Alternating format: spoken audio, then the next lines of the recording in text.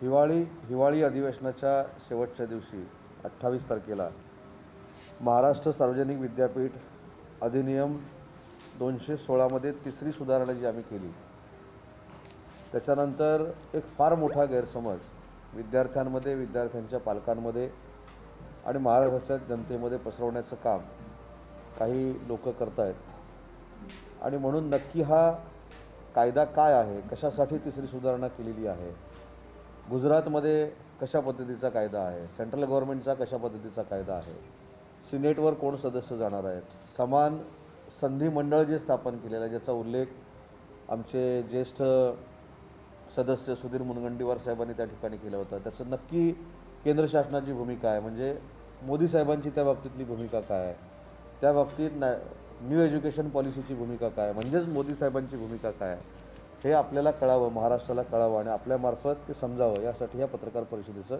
आपण आयोजन केलेलं आहे। त्याच्यामध्ये पहिला बदल आपण काय केला आहे की उच्च व तंत्र शिक्षण विभागाचे मंत्री हे प्रकुलपती असतील। आता प्रकुलपती असतील म्हटल्यानंतर तो राजकारणाचा अड्डा होईल, तिथं राजकीय काहीतरी घडामोडी होतील, कुलगुरूंवर दबाव येईल, कुलगुरू हे पक्षाचे असतील। एक गोष्ट पहिली समजून घेतली पाहिजे की कुलगुरूंच्या नियुक्तीला क्वालिफिकेशनचं बंधन आहे। आता हे बंधन काय आहे हे आपल्या सगळ्यांना माहिती आहे, ते देखील मी पुढे सांगणार आहे। पण राजकीय अड्डा कसा असतो हे देखील मी आज पत्रकार परिषदेतून सांगणार आहे की ज्या पद्धतीनं हा कायदा सुधारण्यासाठी सुखदेव थोरात समिती ही स्थापन केली गेली, त्याच्यातनं काही निर्णय झाले, तो अहवाल आम्ही विधान भवनामध्ये आणला आणि त्याच्यामध्ये ज्या पद्धतीनं त्याला विरोध केला गेला, मला असं वाटतं की हा कायदा आल्यामुळं अनेक लोकांना दुःख झालेलं आहे, अनेक लोकांच्या अस्तित्वाची लढाई झालेली आहे। आणि म्हणून नक्की हा कायदा काय आहे तर प्रकुलपती हे महाराष्ट्रात ऑलरेडी आहे। महाराष्ट्राच्या आरोग्यमंत्र्यांना आरोग्य विद्यापीठाचे प्रकुलपती असं म्हटलं जातं, कृषी मंत्र्यांना कृषी विद्यापीठाचे प्रकुलपती असं म्हटलं जातं। हा काय नव्यानं कायदा आणलेला नाही। आणि उच्च व तंत्र शिक्षण विभागाचे प्रकुलपती कुठं कुठं आहेत ते केरळमध्ये आहेत, कर्नाटकमध्ये आहेत, एवढंच नाही तर उत्तर प्रदेशमध्ये, म्हणजे त्या गोष्टीचा मला सन्मान आहे, उत्तर प्रदेशमध्ये महाराजा विभूती नारायण सिंग हे तहहयात प्रकुलपती होते। त्याच्यामुळं प्रत्येक शासनाची, सरकारची प्रकुलपती नेमण्याची भूमिका वेगवेगळी असते। आता प्रकुलपती झाल्यानंतर काहीतरी भयानक राजकीय घडामोडी होणार अशा पद्धतीनं सांगण्यात आलेलं आहे। 3च मुद्दे प्रकुलपतींसाठी आम्ही कायद्यामध्ये तरतूद केली। त्याच्यामध्ये काय तर प्रकुलपती हे कुलपतींनी अधिकार प्रदान केलेली कर्तव्य पार पडतील। मग आता कुलपती कोण आहेत तर महामहिम राज्यपाल महोदय आहे। म्हणजे राज्यपाल महोदयांच्या संमतीशिवाय प्रकुलपती आपल्या कामाचं नियोजन करू शकत नाहीत असं हे तरतूद केलेलं आहे, म्हणजे राज्यपाल महोदयांच्या कुठच्याही अधिकाराला धक्का लावलेला नाही। कुलपतींच्या, माननीय कुलपतींच्या अनुपस्थितीमध्ये दीक्षांत समारंभाचे अध्यक्षस्थान भूषवतील, जे कृषी विद्यापीठामध्ये आहे, जे आरोग्य विद्यापीठामध्ये आहे। अशाच पद्धतीची भूमिका फक्त उच्च व तंत्र शिक्षण विभागामध्ये घेतलेली आहे। आणि पुढे काय म्हटलेलं आहे तर प्रकुलपती विद्यापीठाच्या विद्याविषयक व प्रशासकीय कामाच्या संबंधित माहिती मागवू शकतील। याचा अर्थ माहितीमध्ये इंटरफेअर करू शकतील असं नाही। मग हे कशासाठी बनवलेलं आहे तर विद्यापीठाला जरी स्वायत्तता दिलेली असली तरीसुद्धा विद्यापीठामध्ये आर्थिक अनियमितता असली किंवा विद्यापीठाच्या कुलगुरूंबद्दलचे प्रश्न असले तर त्यांना माननीय कुलपती हे उत्तर देत नाहीत, त्यांना उच्च व तंत्र शिक्षण विभागाचा मंत्री हा विधानसभेमध्ये उत्तर देतो। आणि विधानसभेच्या अधिवेशनामध्ये ह्या सगळ्या गोष्टीची माहिती असावी यासाठी फक्त कुलपतीनं हा आम्ही निर्णय घेतलेला आहे। बरं, हे समोर का आलं तर डॉक्टर बाबासाहेब आंबेडकर विद्यापीठामध्ये, मराठवाडा विद्यापीठामध्ये 127 कोटीची जी आर्थिक अनियमितता झालेली आहे, या अनियमिततेचे प्रश्न या विधानसभेमध्ये देखील आपण सगळ्यांनी बघितलेले आहेत। मग अशी अनियमितता होती म्हणून मी माननीय राज्यपाल महोदयांना भेटलो। राज्यपाल महोदयांनी मला सांगितलं की मुंबई विद्यापीठाचं सुद्धा 2013 पासून लेखापरीक्षण झालेलं नाही, तर विद्यापीठांचं लेखापरीक्षण करून घेणं ही जबाबदारी राजभवनाची जशी आहे तशी महाराष्ट्र शासनाची देखील आहे आणि म्हणून आपण ह्याच्यामध्ये तात्काळ कारवाई करावी, हे स्वतः राज्यपाल महोदयांचं देखील म्हणणं आहे. परंतु कायदा बनत असताना कुठच्याही घटकाला त्रास द्यावा किंवा कुठच्याही घटकाच्या अधिकारावर अतिक्रमण करावं असं कुठेही त्याच्यातला भाग नाही आणि म्हणून कुलपतीची नेमणूक केलेली आहे. दुसरा महत्त्वाचा मुद्दा, कुलपतींचे कुलगुरू निवडीचे अधिकार काढून घेतलेले असं सांगण्यात आलेलं आहे. कुठचेही अधिकार काढून घेण्यात आलेले नाहीत. त्या समितीचे अध्यक्ष हे राज्यपाल नियुक्तच असणार आहेत. राज्यपाल नियुक्त सदस्य त्या ठिकाणी असणार आहेत. एक महाराष्ट्र शासनातले प्रधान सचिव असणार आहेत आणि कुलगुरूंची निवड करत असताना त्याच्यामध्ये जे माहिर लोक आहेत म्हणजे माजी कुलगुरू आहेत अशा 2 लोकांचा आम्ही समावेश केलेला आहे. अशी 5 जणांची समिती 3 ऐवजी केलेली आहे. ती 5 जणांची समिती 5 नावं ही महाराष्ट्र शासनाकडे पाठवेल. महाराष्ट्र शासन मुख्यमंत्री महोदयांच्या मार्फत 2 नावं कुलपतींकडे पाठवतील आणि कुलपती 30 दिवसाच्या आत कोण कुलगुरू आहेत हे जाहीर करतील. म्हणजे कुलगुरूंचे निवडीचे अधिकार हे कुलपतींनाच आहे. आता गुजरात राज्य काय करतं, ज्या काही लोकांनी सांगितले कुलगुरूंच्या निवडीचे अधिकार कुलपतींचे काढून घेतले. आता गुजरात राज्य काय करतं, तर गुजरात राज्याचा देखील GR माझ्याकडे आहे. गुजरात राज्य 12 सिनेट सदस्य नेमतं. 12 सिनेट सदस्यातनं कुलगुरूंची नावं मागतं आणि राज्य शासन कुलगुरू नेमतं. म्हणजे हे तर आम्ही केलं नाही. म्हणजे गुजरातमध्ये काही लोकांना हे चालतं. सेंट्रल गव्हर्नमेंटमध्ये काय चालतं, सेंट्रल गव्हर्नमेंट त्यांच्या सेंट्रल युनिव्हर्सिटी ज्या आहेत त्याच्यामध्ये सर्च कमिटीतनं 5 नावं मागवतं. सेंट्रल गव्हर्नमेंटच्या केंद्रीय मंत्रिमंडळाकडे ते येतं. ती नावं ते विजिटरकडे पाठवतात आणि त्याच्यानंतर कुलगुरूची नेमणूक होती. हीच प्रोसिजर आम्ही महाराष्ट्रामध्ये राबवतो आहे. पण हे केंद्रामध्ये चालतं पण महाराष्ट्रामध्ये चालत नाही. कर्नाटकमध्ये काय, पंजाबमध्ये काय, तेलंगणामध्ये काय, आंध्र प्रदेशमध्ये काय, थोडी उलटी प्रोसिजर आहे. सगळेच्या सगळ्या समित्या राज्य शासन नेमतं आणि राज्य शासनानं नेमलेल्या समितीकडनं नावं कुलपतींकडे जातात आणि त्याच्यातनं नाव जाहीर होतं. आता मला एक अजूनपर्यंत कळलेलं नाही की ही प्रोसिजर सगळ्यात चांगल्या आहेत की 2 माजी कुलगुरूंची कमिटी जादा नेमून नावं घेऊन नेमलेली चांगलं आहे. त्याचं आत्मचिंतन काही लोकांनी करावं. त्याच्यामुळं कुठंही कुलपती महोदयांचे अधिकार काढून घेण्यात आलेले नाहीत कुलगुरूंच्या निवडीच्या संदर्भात देखील. तिसरा परत मुद्दा आला,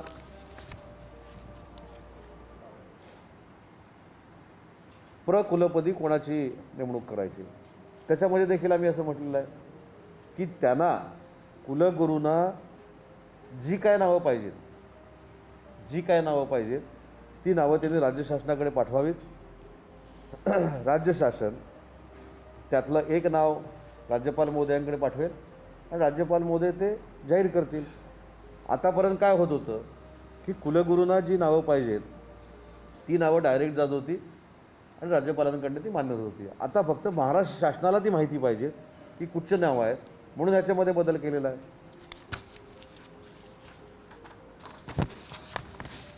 आणि काय केलेलं आहे तर अधिसभेवर सदस्यांची संख्या 9 वाढवलेली आहे. त्याच्यामध्ये 1 कुलपती, 1 संचालक मराठी भाषा मंडळ आणि 7 राज्य शासनाचे नामनिर्देशित सदस्य. आता हे सदस्य काही पक्षाचे कार्यकर्ते आहेत का, तर त्याच्यामध्ये आपण असं म्हटलं आहे गुणवत्ताधारक, पद्म पुरस्कार प्राप्त, पत्रकार, त्या पत्रकारांना पुरस्कार प्राप्त असणं आवश्यक आहे, संपादक, राष्ट्रीय आंतरराष्ट्रीय खेळाडू, राष्ट्रीय स्तरावर लौकिक प्राप्त केलेले घटक, महिलांचे प्रतिनिधी, पर्यावरण तज्ज्ञ, वरिष्ठ शास्त्रज्ञ, अशा पद्धतीचा क्वालिफिकेशनचा क्रायटेरिया घालून आपण सिनेटचे सदस्य नेमतो. पूर्वीची थोडीफार सिस्टम काय होती, सामाजिक कार्यकर्ते. आपण देखील सामाजिक कार्यकर्ते नेमतोय, पण सामाजिक कार्यकर्ता देखील त्या क्षेत्रामधला डॉक्टरेट असला पाहिजे अशा पद्धतीची अट आपण घातलेली आहे. मग आता हे चांगलं आहे की वाईट आहे, हे समोरच्यांनी त्याचा विचार करावा. आणि ह्याच्यातले 2 सदस्य हे मॅनेजमेंट काउन्सिलमध्ये जाणार आहेत. हा एक फरक करण्यात आलेला आहे. प्रत्येक विद्यापीठामध्ये मराठी भाषा व साहित्याचे जतन करण्यासाठी मंडळाची स्थापना करण्यात आलेली आहे. आणि परवा जे सुधीर भाऊंनी जे भाषण केलं तो शेवटचा मुद्दा, तो म्हणजे समान संधी मंडळ हे प्रत्येक विद्यापीठामध्ये आपण स्थापन करतो. बरं, समान संधी मंडळ हे स्थापन करावं हे कोणी सांगितलं? तर 2019ला केंद्र शासनाच्या विधी आणि न्याय विभागाने हा निर्णय घेतला की LGBTQIA जे आहेत या घटकांना समान संधी दिली पाहिजे. आणि या केंद्र शासनाच्या निर्णयावरनं न्यू एज्युकेशन पॉलिसीनं असं सांगितलं की विद्यापीठामध्ये देखील याचा समावेश करावा. म्हणून देशातलं महाराष्ट्र राज्य हे पहिलं राज्य असं आहे की या वंचित घटकासाठी आपण समान संधी मंडळ हे विद्यापीठामध्ये स्थापन करतो आहे. पण त्यांना देखील कशा पद्धतीनं दुखवलं गेलं हे आपण सगळ्यांनी बघितलं आहे. त्याच्यावर मला काय जास्त बोलायचं नाही. पण समान संधी मंडळ हे केंद्र शासनाच्या म्हणजेच सन्माननीय पंतप्रधान नरेंद्र मोदी साहेब यांच्याच केंद्रीय मंत्रिमंडळामध्ये हा ठराव झाला की LGBTला समान संधी दिली पाहिजे. त्याच्यानंतर न्यू एज्युकेशन पॉलिसी झाली. न्यू एज्युकेशन पॉलिसीमध्ये देखील संधी दिली पाहिजे. आणि त्या अनुषंगाने विद्यापीठ कायद्यामध्ये आम्ही हा बदल केलेला आहे. आणि म्हणून मला असं वाटतं की सगळ्यांनीच ह्याचा अभ्यास करून हा कायद्यामधला बदल हा स्वीकारला पाहिजे. आणि सगळ्यात शेवटचा मुद्दा होता की विद्यापीठं आता राजकीय अड्डा होणार आहे. मी ही यादी आपल्याला शेअर करणार आहे. आता साधं आपण उदाहरण घेऊ. डॉक्टर बाबासाहेब आंबेडकर मराठवाडा विद्यापीठ औरंगाबाद हे माझे सहकारी आहेत, चांगलं काम करत आहेत. पण किशोरजी शितोळे हे कोण आहेत? तर मी जी माहिती काढलेली आहे ते भाजपच्या प्रसारमाध्यम टीमचे प्रतिनिधी आहेत. त्याच्यानंतर संजयजी गायकवाड, राजनजी गर्गे, हरिभाऊ शिवपुरे, पंकजजी भारसाकळे, योगिता पाटील, उषा बारवाले, विजय पाटील. म्हणजे हे पक्षीय काम करत नसतील विद्यापीठामध्ये, पण हे नक्की कुठच्या पक्षाचे आहेत हा देखील विचार काही मंडळींनी केला पाहिजे. म्हणून राजकीय आराखडा या कायद्यानं बनणार नाही काही लोकांचा, म्हणून ह्याला विरोध होतोय. पुण्यामध्ये एकच नाव सांगतो मी, जास्त नाव सांगत नाही. माझे अतिशय जवळचे मित्र आहेत, अतिशय चांगलं काम करतात. श्री राजेशजी पांडे, भाजप शहर सरचिटणीस पुणे. बरोबर आहे? असं भरपूर नाव आहेत, एक एक नाव सांगत जातो. स्वामी रामानंद तीर्थ मराठवाडा विद्यापीठ नांदेड. बाकीची नावं मी सांगत नाहीत, कोण ABVPचे सक्रिय कार्यकर्ते आहेत. पण अधिसभेमध्ये एका पक्षाकडनं निवडणूक लढून पराभूत झालेले परत एकदा राज्यपाल महोदयांनी नियुक्ती केली, ते म्हणजे आशिषजी वाजपेयी. माझं म्हणणं असं आहे की ही सगळी जर यादी बघितली, माझ्याकडे 13ही विद्यापीठांची यादी आहे. आता राष्ट्रसंतोजी तुकडोजी महाराज नागपूर विद्यापीठ, राजनजी गायकवाड, भाजप पदाधिकारी, अनुसूचित सेलचे पदाधिकारी आहेत. हे बघा ना, पुण्यश्लोक अहिल्याबाई होळकर सोलापूर विद्यापीठ, प्राध्यापक महेश माने, माजी महानगर प्रमुख ABVP. त्याच्यानंतर अमित कुलकर्णी, विद्यापीठ विकास मंच ABVP पदाधिकारी. आता एवढंच नाही, मी जिथं मतदारसंघामध्ये काम करतो तिथले माझे मित्र मंदार सावंत देसाई आहेत, हे भाजपचे सक्रिय पदाधिकारी आहेत. आणि म्हणून मी असं म्हणायचं का की हा भाजपवाल्याने राजकीय आखाडा केला?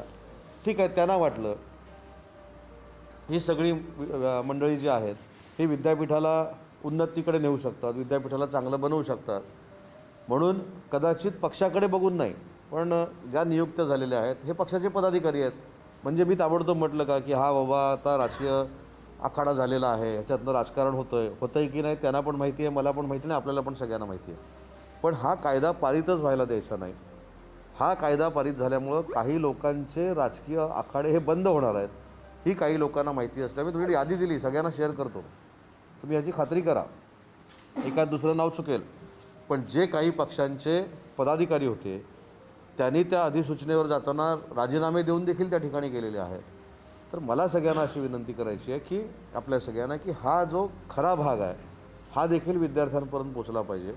आणि आता प्रत्येक विद्यापीठामध्ये आंदोलन करणार असं काही मंडळींनी सांगितलं. आंदोलन कोण करतं आहे? आंदोलन विकास परिषद जी आहे ती करते. काही प्राध्यापक हे एखाद्या विशिष्ट पक्षाच्या विचाराचेच ते त्याच्यामध्ये भूमिका मांडत आहेत. पण ही शासनाची भूमिका जी आहे याच्यामध्ये माननीय कुलपतींचे कुठचेही अधिकार कमी करण्याचा निर्णय ह्याच्यातनं आम्ही घेतलेला नाही. हा राजकीय आखाडा नाही, परंतु काही लोकांना हा मात्र कायदा आणल्यानंतर दुखतं आहे. दुसरी गोष्ट, समान संधी मंडळ जे आहे ते कदाचित बोलताना अनावधानानं किंवा ब्रीफिंगमध्ये ज्येष्ठ सदस्यांना कळलं नसेल, ते असं म्हणत होते की समान संधी म्हणजे ह्या वर्गाला आम्ही सिनेटमध्ये आणणार आहोत. एखादी व्यक्ती त्या वर्गामध्ये टॅलेंट असेल तर त्यांनी का येऊ नये सिनेटमध्ये, हा देखील महत्त्वाचा भाग आहे.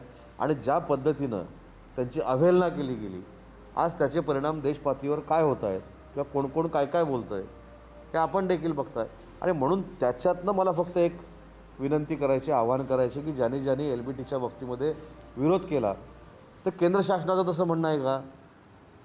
केंद्र शासनाचं असं म्हणणं आहे का की त्या वंचित घटकावर अन्याय करावा किंवा त्यांना कुठंच घेऊ नये? तसं केंद्र शासनानं परत GR बदलावा. जर आज महाराष्ट्र राज्य हे पहिलं असं राज्य आहे की ह्या वंचित घटकाचा देखील विचार करण्याचा निर्णय आपण जर घेतला आहे, तर त्याच्यामध्ये कुठेही वावगं केलं असं मला वाटत नाही. परंतु हा कायद्यामध्ये सुधारणा झाल्यामुळं काही लोकांची राजकीय आखाडे जे आहेत ते बंद पडणार आहेत. त्याच्यामुळं हा गैरसमज पसरवण्याचा प्रयत्न सुरू आहे आणि हा गैरसमज दूर व्हावा याच भावनेतनं आजची मी पत्रकार परिषद घेतली आहे.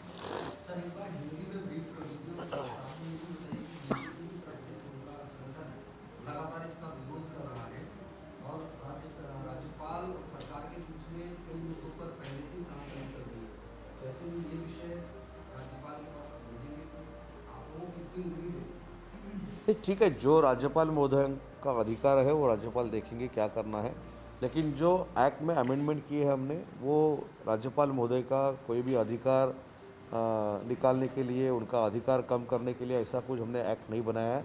उसमें जो कुछ तरतूद है वो राज्यपाल महोदयों का मान सम्मान देखी हमने की है. वो कुलगुरु की नियुक्ति जो है वो वही करने वाले हैं. लेकिन मिसअंडरस्टैंडिंग कोई लोग कर रहे हैं, इसलिए मैंने ये खुलासा किया. नहीं, इसमें प्रो चांसलर एक जो पद हमने बनाया है वो सिर्फ महाराष्ट्र में नहीं है, वो महाराष्ट्र के कृषि विद्यापीठ में भी है, महाराष्ट्र के हेल्थ विद्यापीठ में भी है, कर्नाटक में भी है, मेरे ख्याल से केरल में भी है. तो सिर्फ उच्च व तंत्र शिक्षण मंत्री जो है अभी कुलपति रहेगा, वो उसका अधिकार ये है, जो राज्यपाल उसको अधिकार देंगे वही काम वो कुलपति कर सकता है. उसमें ये प्रोविज़न है. कुलगुरु की नियुक्ति करते वक्त जो कमेटी 3 लोगों की थी वो 5 लोगों की बनाई है, लेकिन उसकी भी नियुक्ति राज्यपाल महोदय करने वाले हैं. समान संधि मंडल जो स्थापन किया है, जिसके ऊपर सुधीर भाऊ ने वहाँ बात की थी, वो भी नेशनल पॉलिसी है. नरेंद्र मोदी जी ने वो फाइनल की थी 19 में, और उसके बाद न्यू एजुकेशन पॉलिसी में उसको इंक्लूड करना चाहिए. ये न्यू एजुकेशन पॉलिसी ने बताया है, विद्यापीठ में इंक्लूड करना चाहिए, ये भी न्यू एजुकेशन पॉलिसी ने बताया है. उसके बावजूद ये भी हमने रिक्वायरमेंट फुलफिल किया. अभी जो पॉलिटिकल केंद्र बन जाएगा ऐसे जो बोल रहे हैं वो गलत है, क्योंकि आज ही मेरे पास जो यादी आई हुई, लिस्ट आई है, उसमें अनेक लोग जो है वो बीजेपी में काम कर रहे हैं, ABVP में काम कर रहे हैं. वो अच्छे नहीं है ऐसे में नहीं बोलने वाला, लेकिन जो कुछ मिसअंडरस्टैंडिंग कर रहे हैं लोग अच्छी बात नहीं है. और वो खुलासा होने के लिए ये प्रेस कॉन्फ्रेंस का मैंने अरेंज किया था और इससे मैं खुलासा कर रहा हूँ. राज्यपालांचे अधिकार कमी करण्याच्या दृष्टिकोनातून भाजपकडे आता आरोप होते. त्या दृष्टिकोनातून राज्यपालांनी केली आहे की मुंबई महापालिकेची जी आश्रय योजना आहे त्याची लोकायुक्ताकडनं चौकशी करण्याचे आदेश दिलेले आहेत. नाही, भ्रष्टाचाराचा आरोप ठेवण्यात लोक आयुक्तांकडे चौकशीसाठी ते पाठवलेलं आहे, पण त्या चौकशीची मागणी कोणी केलेली आहे? ठीक आहे, मग त्यांनी केलेली आहे. त्यांना देखील मुंबईचे नागरिक म्हणून ते मागणी करण्याचा अधिकार आहे. तात्काळ ते लोकायुक्तांकडे आलं आहे. लोकायुक्तांकडे आलं आहे म्हणजे त्याच्यात भ्रष्टाचार झाला आहे असं काही होऊ शकत नाही. ते लोकायुक्त त्याच्यावर सुनावणी घेतील, त्याच्यावर चर्चा करतील आणि त्याच्यातनं ते काही निष्पन्न होईल. आणि राज्यपाल महोदयाने ते लोकपालांकडे का पाठवलं याच्यावर बोलण्याचा मला अधिकार नाही. परंतु मला हे मात्र बोलण्याचा अधिकार आहे की ते निवेदन कोणी दिलं होतं, पण ते निवेदन डायरेक्ट लोकपालांकडे का दिलं गेलं नाही. पण ठीक आहे, राज्यपाल महोदयानं जे काही अधिकार आहेत त्याच्यातून त्यांनी पाठवलेलं आहे. आशिष शेलारांनी आरोप केला की बिल्डरांच्या कशात ही योजना राबवली जात होती. नाही, म्हणूनच ते आता लोकपालांकडे गेलेलं आहे ना. आता लोकपाल त्याच्यावर निर्णय घेतील ना. सर, एक प्रश्न असा आहे की आपण त्याप्रमाणे म्हणता की राज्यपालाच्या अंतर्गत जे सगळे नियम होणार आहे, सरकारने जे दिलेले नाव आहे ते राज्यपाल मान्य करेल का, यावर काही बदला मारला आहे किंवा काही नियम आहेत का की राज्यपालाचे सरकारने दिलेली नाव आहे ते मान्य करावं लागेल? नाही, ॲक्टमध्ये जो आपण बदल केलेला आहे त्याच्यामध्ये राज्यपाल महोदयांना घटनात्मक आम्ही कोणी सांगू शकत नाही असं करा किंवा तसं करा, तर त्याच्यावर बोलणं योग्य ठरणार नाही. परंतु राज्यपाल महोदयांचे कुठचे अधिकार काढण्यासाठी हा विधेयक आम्ही आणलेलं नाही, तर याच्यामधनं चांगलं काहीतरी घडावं, समान संधी मंडळ असावं, मराठी भाषेचं संचालनालय असावं, जास्तीत जास्त लोकांना. आता मला सांगा ना, कुठच्या देशामधल्या कुठच्या राज्यामध्ये पत्रकारांना सिनेटवर जाण्याची संधी दिलेली आहे? महाराष्ट्र राज्य असं एक राज्य आहे की त्याच्यामध्ये संपादक असतील, पत्रकार असतील, ते आता सिनेटवर जाणार आहेत. पण पत्रकार किंवा संपादक हे सिनेटवर गेल्यानंतर सिनेटमधली माहिती ही त्यांना जर मिळाली तर दुःख असण्याचं काही कारण नाही ना. आणि म्हणून मला विचारायचं आहे की पद्म पुरस्कार विजेते आहेत, त्याच्यामध्ये IITचे माजी प्राध्यापक आहेत, सेंट्रल गव्हर्नमेंटच्या युनिव्हर्सिटीचे माजी प्राध्यापक आहेत, सामाजिक कार्यकर्ता. बरोबर आहे, सामाजिक कार्यकर्ता 2016च्या ॲक्टमध्ये होता, पण सामाजिक कार्यकर्ता मी पण होऊ शकतो, कोणी होऊ शकतो, पण सामाजिक कार्यकर्ता हा डॉक्टरेटच झालेला असला पाहिजे. ही एज्युकेशनल क्वालिफिकेशन आपण आणलं ना, म्हणजे चांगल्या दर्जाची लोक त्या ठिकाणी जातील हे क्वालिफिकेशन आणलं. आणि कायमस्वरूपी कुलगुरू महोदयांवर जे कमीपणा दाखवण्यात येतो, या कुलगुरूंबद्दल मी काही बोलत नाही, सगळे चांगलं काम करतात, पण नवीन होणारे कुलगुरू हे शिकलेलेच नसतील अशा पद्धतीचा जो काय आरोप प्रत्यारोप केला जातो हा फार मोठा चुकीचा आहे. महाराष्ट्राच्या दृष्टीने देखील चुकीचा आहे. कुलगुरू पदाला एक वेगळा दर्जा आहे आणि कुलगुरूंची नेमणूक होताना क्वालिफिकेशन वाईज होते. 10वी पास 12वी पासचे कुलगुरू म्हणून नेमणूक होणार नाही. परंतु राजकारण आणायचं, राजकारण तापवायचं, आपल्याच विद्यार्थ्यांच्या संघटनेकडनं विरोध करायला लावायचा आणि ह्याच्यामध्ये काहीतरी वेगळं आहे असंच समजून असलेली आपली लोक त्याच्यामध्ये अजून कशी जातील हा प्रयत्न करण्यासाठी हे सगळं चाललेलं आहे. त्याच्यावर बोलणं योग्य ठरणार नाही, कारण त्याच्यावर राज्यपाल महोदयांचा अधिकार आहे. मी तेच सांगितलं की घटनात्मक राज्यपाल हे मोठं पद आहे. शासनानं त्यांना काय सांगावं काय नाही ह्याची देखील नियमावली आहे. पण विधानसभेच्या दोन्ही सभागृहामधनं पास झालेलं हे बिल आहे, त्याच्यावर योग्य तो निर्णय राज्यपाल महोदय घेतील.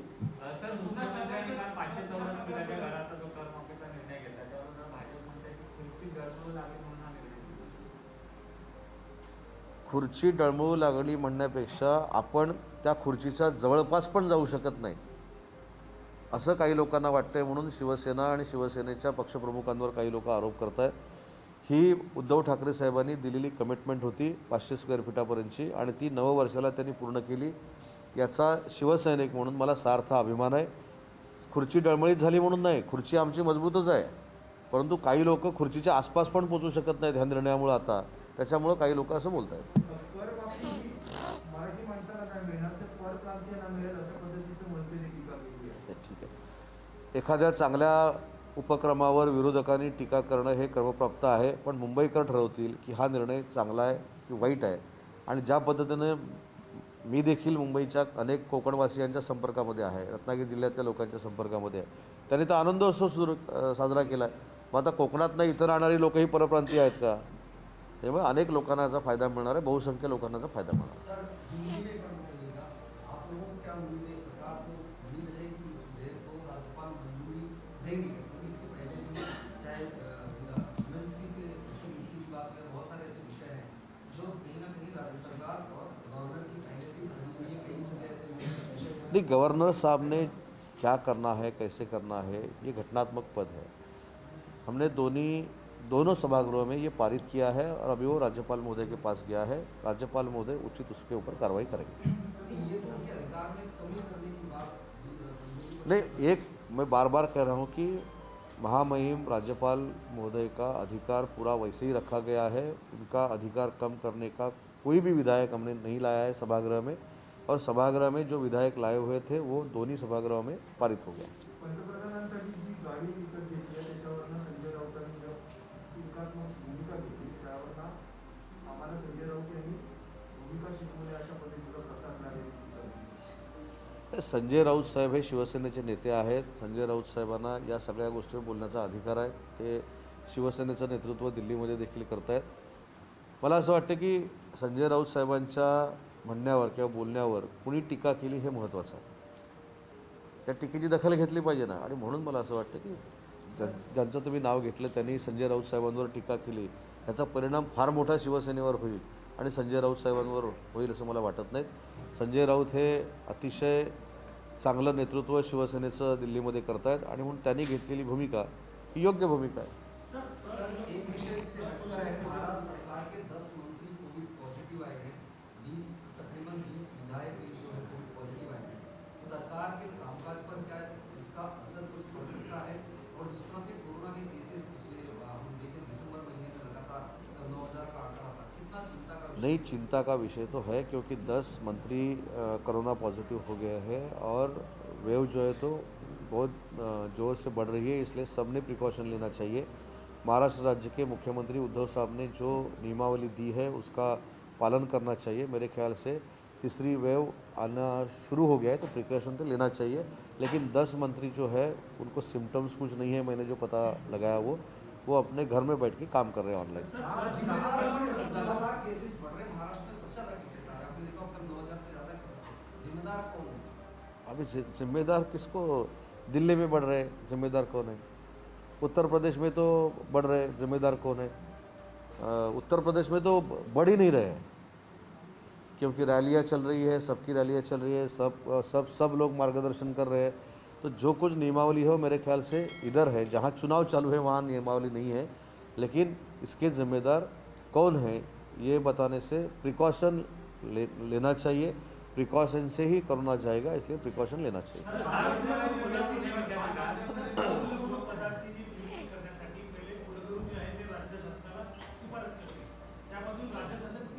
शिफारस राज्यपालांना करेल, त्यामधून एका व्यक्तीची नियुक्ती कुलगुरूपदी करतील।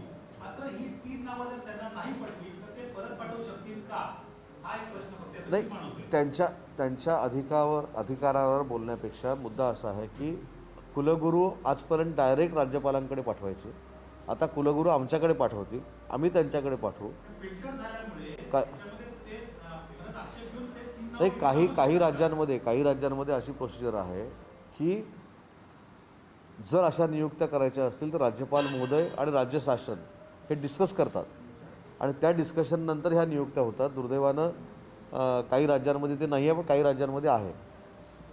मी ज्याचा मगाशी उल्लेख केला की आपण ह्या सगळ्या गोष्टीवर आमचे विरोधक आमच्यावर टीका करतात, आमच्यावर बोलतात, मग गुजरातची तशीच्या तशी रिप्लिका आम्ही करायची का? गुजरातमध्ये युनिव्हर्सिटीच्या कुलगुरूंची जी काही नेमणूक केली जाते तशी आम्ही करायची का? ते स्वीकारणार आहेत का? गुजरातसारखी नेमणूक ते स्वीकारणार असतील, राज्य शासनानं कुलगुरूंची केलेली शिफारस ते स्वीकारणार असल्या पुढच्या विधानसभेमध्ये घेऊन येतो।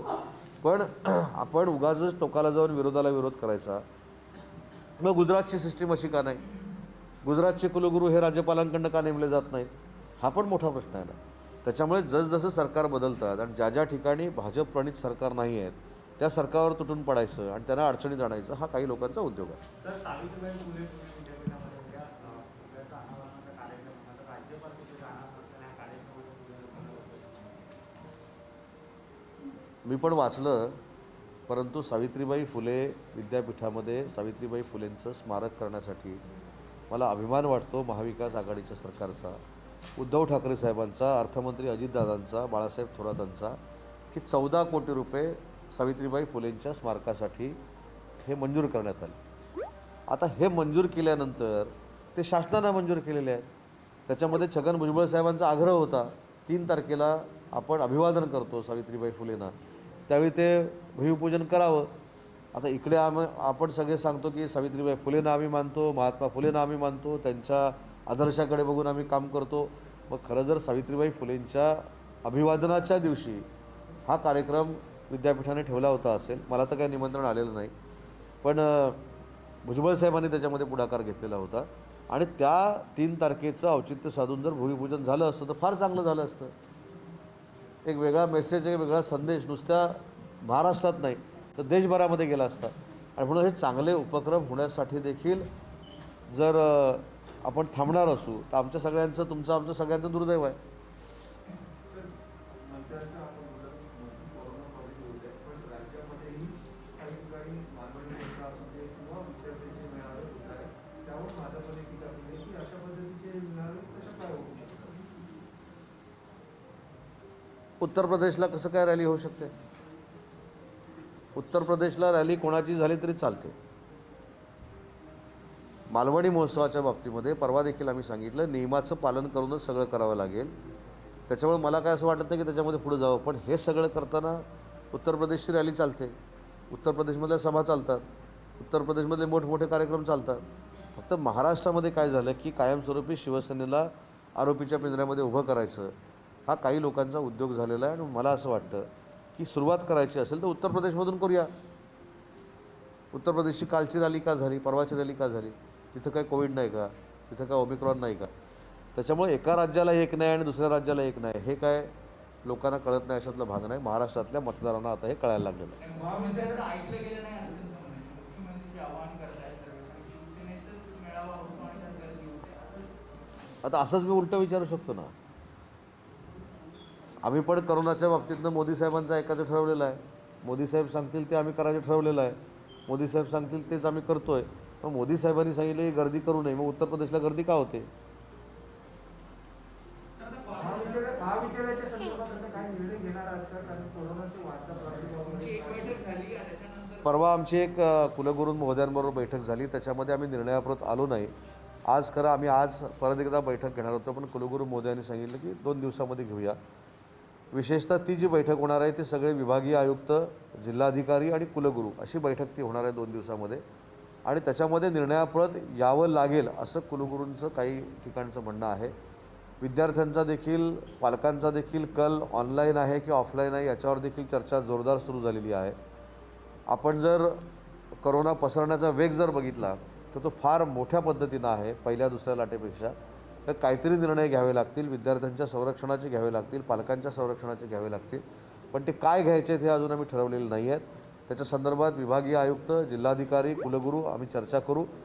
ती जी चर्चा होईल ती आम्ही मुख्यमंत्री महोदयांशी चर्चा करू, बोलू.